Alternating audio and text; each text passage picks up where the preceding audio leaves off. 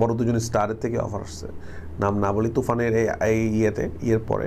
ঈদের সিনেমা তুফান নিয়ে আলোচনা সমালোচনা চলছে এখনো। বাংলাদেশ ছাপিয়ে বিশ্বময় বহু দেশে দর্শকরা দেখছেন তুফান। এই সিনেমার সাফল্যে নির্মাতা হিসেবে রায়হান রাফিও পাচ্ছেন বিশেষ সমাদর।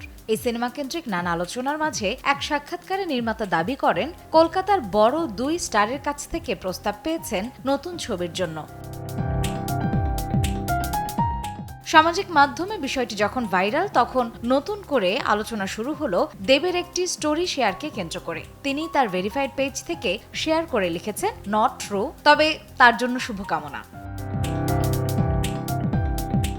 তবে দেবের এই পোস্টের পর এখন আবার নতুন আলোচনা। রাফি নাকি দেব কিংবা জিতের কথাই বলেননি। বিষয়টি গোলমেলে লাগছে নিশ্চয়ই। তবে রাফির এমন বক্তব্য কোথা থেকে ছড়ালো সেই প্রশ্ন নিয়ে সামনে এগুলেই উত্তর পাওয়া যাবে ঠিক ঠিক। নগদের কাছে সব গ্রাহকই প্রিয়, তাই তো সারা দেশে ক্যাশ আউট চার্জ সবচেয়ে কম।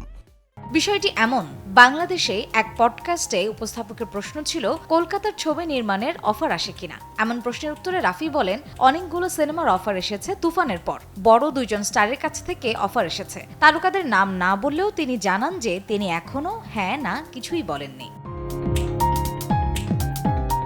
কলকাতার 2জন স্টারের কথা বললে অবশ্যই দেব ও জিতের কথাই আসে। সেটা বিবেচনায় নিয়ে অনেকেই 2-এ 4 মিলিয়েছেন। সেখান থেকেই সুপারস্টার দেব তথ্য পেয়েছেন এবং তার অবস্থান জানিয়েছেন। অনেকেই বলছেন দেবের এমন পোস্ট করার আগে আরও যাচাই বাছাই করা উচিত ছিল। আর এই সমালোচনার মাঝে এই প্রশ্ন উঠছে, রায়হান রাফি তবে এখন জানিয়ে দিক কোন 2জন সুপারস্টার থেকে অফার পেয়েছেন, তবেই তো মিটে যাবে ভ্রান্তি। মার্জিয়া শ্রেয়া, সময় সংবাদ, ঢাকা।